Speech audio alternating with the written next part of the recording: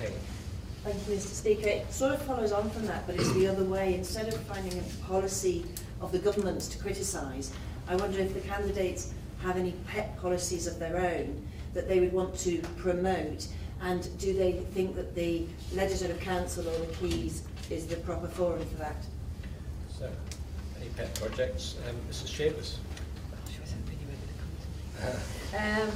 Gosh. Pet project. Pet policies. Pet policies.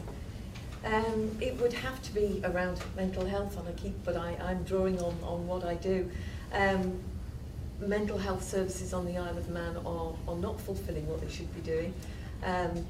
It's so important, robust mental health, and that's not just people with serious and enduring mental health issues, but any one of us who's, for whatever reason, has a disruption in our positive mental health, and happens to everybody at some stage during their life. If there were early interventions to assist and get people back on the right path, and that's what we're doing actually at the charity that I work for at the moment, is trying to identify and put proper policies and support in place early on so that people don't become severely mentally ill and depressed and get back on with their lives, which then helps the economy because people aren't off sick, and helps self-esteem and all the things that are tied up with our mental health. Councillor Skinner. Well, as I said before, it's not our job, it's not legislative council's job to make policy. That's your job as politicians, and MHK's job is to make policy. It's LegCo's job to support you in making policy. However, I know there are a couple of areas which if I was successful, I would be interested in making or giving help to. And one, I know Mr. Shimmons is very sort of keen on road safety. I know Mr. Perkins is on organ donation. Two things which are very close to me through personal reasons and previous employment. So that would be my answer to that. Mr. Ramsay.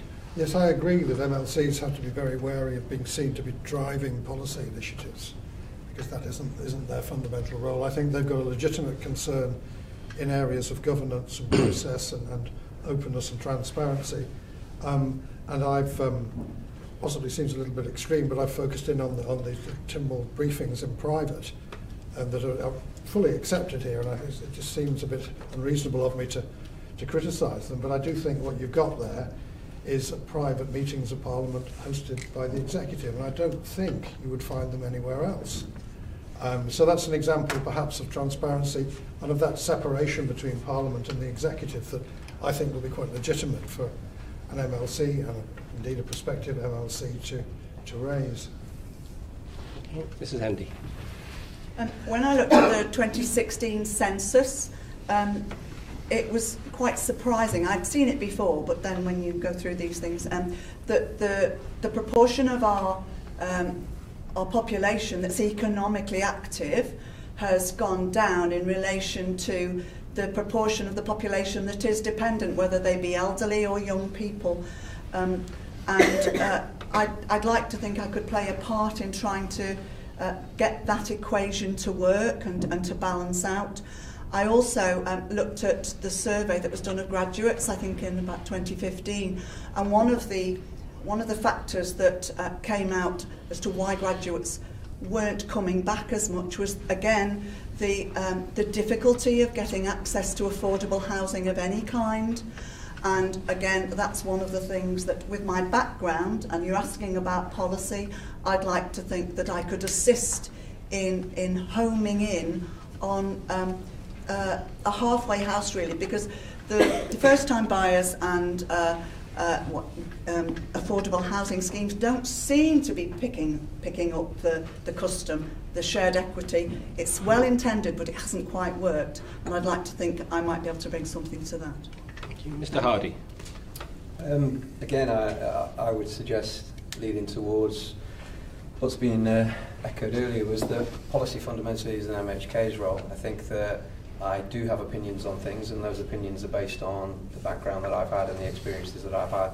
So I would suggest that from a Department of Enterprise point of view or from a tourism point of view, I think that it would be interesting to look at and to potentially add, if I was asked or if the opportunity was there, as an outsider sort of looking in, to offer an opinion, whether that led to policy or whether that led to advice or consultation or committee. That would be down to the MHKs to decide, but as a resource, that is something that I think that I could offer to, or contribute to, rather, sorry. Mr. Cartledge. Thank you, Mr. Speaker. Local government reform is something that I'm particularly interested in, and the ever ongoing battles that go on as to whether we should have smaller authorities. So I'd be delighted to be involved in that. The continued development of our capital, the other towns as well around the island. I'm delighted to see that we finally have hopefully a start on the promenade soon, and the bus station site, but I think there's a lot more that we can be done. And I would also echo something I said earlier about championing the elderly and the vulnerable. Mrs. Sharpe. I'd like to see what can be done for reducing the future burden on the NHS and for making people more able to stay and work longer in a more healthy state, because I think that the NHS and pensions are two huge areas that need tackling at the moment. That's why I was pleased to see the 3.8 million which is being put into active travel to work over the next 5 years. I think this can make a massive difference to people, because it's been proven that taking exercise at a moderate level 3 times a week can have as much influence on a person as a mild antidepressant, for example. So you'd have less people off work with stress, less people having to take antidepressants on prescriptions. What I'd like to see is perhaps whether the House of Keys can extend that to children walking to work, walking to school rather, getting to school in a more active way. And starting in Australia, and now it's also in America and throughout Europe, is the walking bus concept. So you have volunteer members from the community who take children in a walking bus a mile to school. They decrease their BMI, they arrive at school more attentive and ready to learn. If you look at Capita's research project called Living Streets in the UK, it's shown that the children are more receptive to learning about diet and exercise. They develop relationships with other members of the community, because you've got unemployed people, retired people who are all volunteering to run this walking bus. I think that it would be great if some of that 3.8 million could be used on walk to school, even if it's only 1 day a week. There's a project called WOW, which is Walk on a Wednesday, and they've found that children who start walking to school just on a Wednesday, as they get older, they start walking to school on their own. We have to cut you off again there. Thank you very much. And finally, Mr. Poole-Wilson on the subject. It's already been said that Legislative Council's first role is not really the development of policy. I particularly have an interest in seeing that established policy in some areas that I'm very interested in happens well.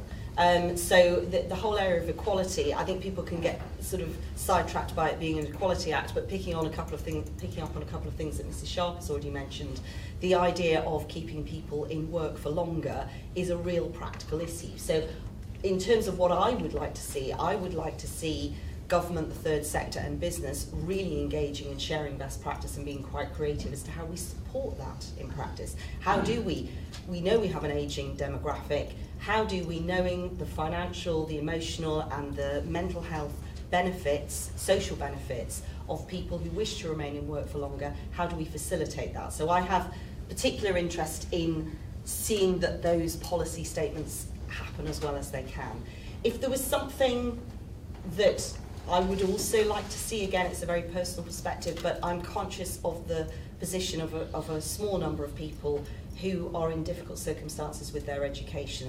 That might be looked after children, it's also young people on the edge of care, it's young people who've perhaps, for whatever reason, had a difficult time and perhaps been served a sentence, and all young people with additional needs. And I feel in a small community like ours, again, we can be quite creative and joined up across our different departments to find ways of really enabling those people with the ability to help them become the best people they can be, which ultimately is not only good for them and their families, but it's good for our society and it's good for our island at a time when we need people to be able to maximise their abilities and their ability to contribute.